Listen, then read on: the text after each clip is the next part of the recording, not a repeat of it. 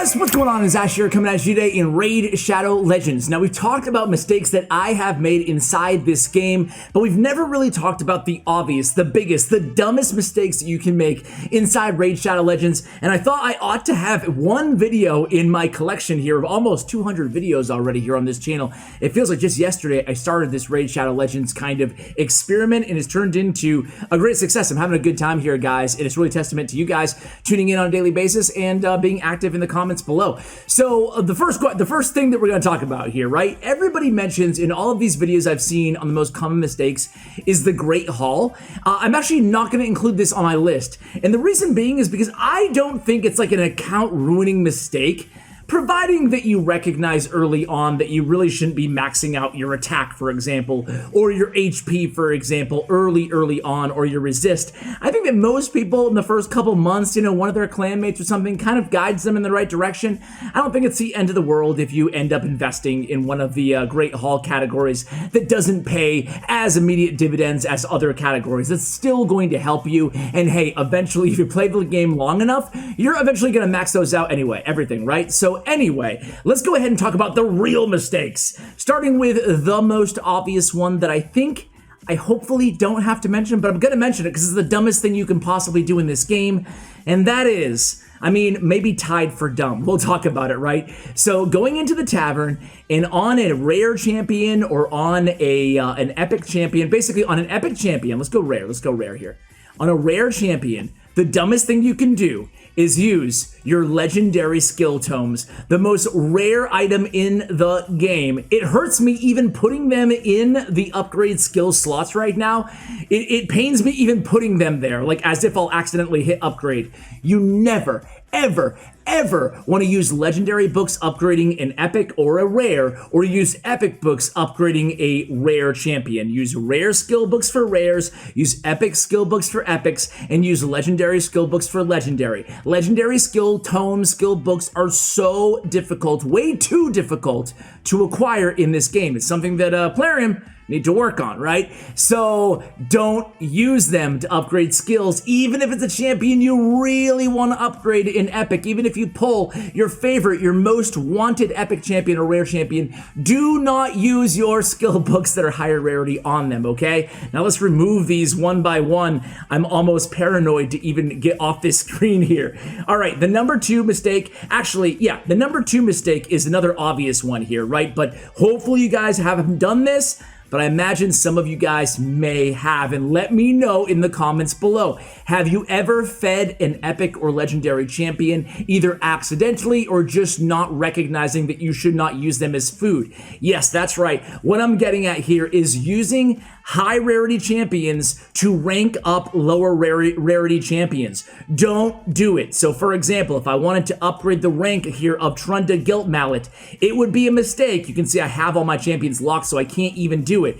But it would be a mistake to go in here and start using epic champions. Thankfully now, as opposed to a year ago in this game, Plarium has mechanisms in there to remind you, are you sure you want to upgrade? Are you sure you want to feed this champion? But be very, very careful.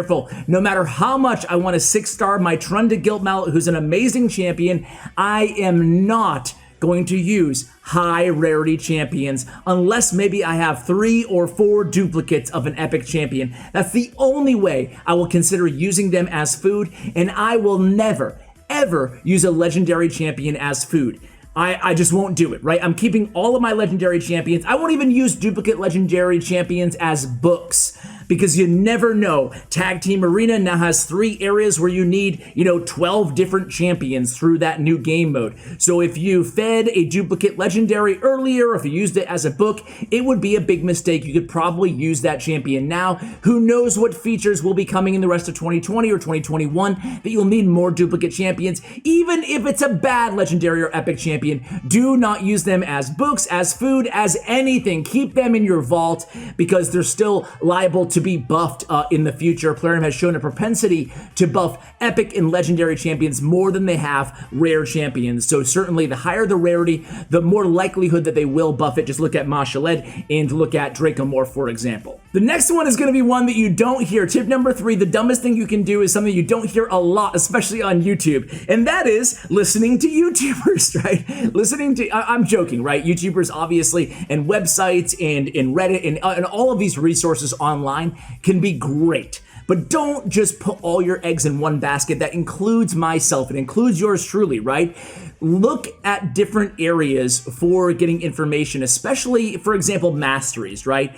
So don't just, I say this all the time, but don't just blindly copy masteries. Think about how you're going to be using a champion and then just take 15 seconds to read the mastery before you blindly copy it, right? They each do something different, right? But it's going to depend in a lot of situations on how and where you're using a specific champion. Are you having them in a clan boss team as a part of a counterattack team? Do you have them in an unkillable team? Do you have them on a dungeon, an arena team? All of these factors matter. You're going for a lot of damage out of this champion. Are you going for, where are you getting a lot of damage out of this champion? In dungeons or in the arena? All of this matters, right? For example, just in the offensive tree, if I move myself over for a second here, you guys will see Giant Slayer is a great ability on multi-hitters, but War Master is great for clan boss in general, unless you have a huge multi-hitter like Brackus the Shifter. And then we have abilities like Helm Smasher, which ignore target's defense, which is great for dungeon waves, and it's also great for the arena. And then you have Flawless Execution, which gives you extra crit damage, which is great, for example, on champions that deal damage based on enemy max HP. So there's a variety of use cases for all of these masteries, not just the end tier of offensive tree, but be careful because you can only reset your masteries for free one time. So again, I'm not telling you guys, oh, memorize everything and know everything. No, just make sure you diversify your kind of data in your resource pool before investing in your champion. Otherwise, it's going to cost you gems at the end of the day to redo masteries 10 times on a champion because you trusted only one source and you realized later it was wrong, or at least wrong in terms of the way that you want to be using that specific champion. Not just masteries, but basically anywhere in the game. Don't trust just one source. And the next one is another pretty big no-no that you guys probably are already familiar with if you've watched any videos here on the channel, and that is investing too heavily in flat stat artifacts. Listen, when you're first picking up the game, if you get, a 5-star decent flat star artifact, not the end of the world to upgrade to level 8 or something like that, just to get you by till you can get better artifacts. But aside from that, you really want to be avoiding flat stats on these 3 artifact types: on your gauntlets, on your chest, and on your boots. So for example, we're going to sell all of these artifacts. I just saw I have, I have 6 artifacts here kind of sneaking around with flat stats. Look at this. We have, let me move myself over again, we have legendary boots here, defense 35, they have really solid sub-stats, attack, HP, crit damage, sell them, man. Alright, so again, if you're mid-game, maybe you can make a use case for these. They're legendary 6-star artifact, but at the same time, there's no way I'm going to waste my resources in upgrading this. Flat stat defense? No, thank you. We're looking for defense percentage, okay? Same thing with the gauntlets here. Defense 35, flat stat. We're looking for percentage. Flat stat HP, flat stat boots, flat stat gauntlets, and flat stat but upgraded. See, look at, even I made this mistake. These divine crit rate gauntlets, for example, flat stat attack gauntlets, are probably the worst artifact I've ever upgraded on my account, and it's just testament to even I made these mistakes in the early game. This was, I must have bought them because they're divine crit rate. I forgot how I got them, but I got them early on, and I was like, oh yeah, legendary 5-star, I'm gonna max them out. Not even realizing that flat stat attack, let alone even attack percentage on gauntlets, is not worth it. So even I have wasted my silver on these artifacts. Don't do the same. Percentage stats are what you're looking for, not flat stats, with the exception of speed boots and of course accuracy chest, providing you, mostly for arena. We touched on that on yesterday's video. Accuracy chest I reserve for arena only personally. But other than those 2 categories, obviously all of your weapons, all of your helmets, and all of your shields are going to be attack, HP, and defense. So those are going to be flat starts regardless. Of course, you can upgrade those, but really that second category of artifact types, your gauntlets, your chest, and your boots, flat stats, in the bin. Sell them. And the last tip for you guys is a big one. It's going to be a few tips kind of rolled into one in terms of very common mistakes. I see this all the time from new players and even some veteran players inside Raid Shadow Legends. If you're not doing a lot of damage, if you're going very, very slow in dungeons, if you need a ton of support, it's likely because of two things. Number one is maybe your nukers are built with too much attack and not enough crit rate, not enough crit damage, right? And the other factor is maybe you don't have a strong 60% defense down on your team, and pretty much everybody should be able to have access, one of those champions, such as War Maiden, such as, when we get a little bit higher scale, Stag Knight and Tyrell, and then end game, a champion like Dracomorph. But these debuffers are very important. There's a lot more than just the ones that I mentioned. Those are just some of the popular ones. But in all sincerity, guys, man, they're going to improve having a defense down champion and a weakened champion if you have them, but especially defense down on your team is going to vastly improve not just your dungeon speed times, because who really cares about speed at the end of the day, but really your success rate, right? Keeping your champions alive. One way to keep them alive is building them with a ton of HP and a ton of defense, right? Another way of keeping them alive is just building really great nukers who kill them before they can kill you, right? So there's two ways to skin the proverbial cat here, guys.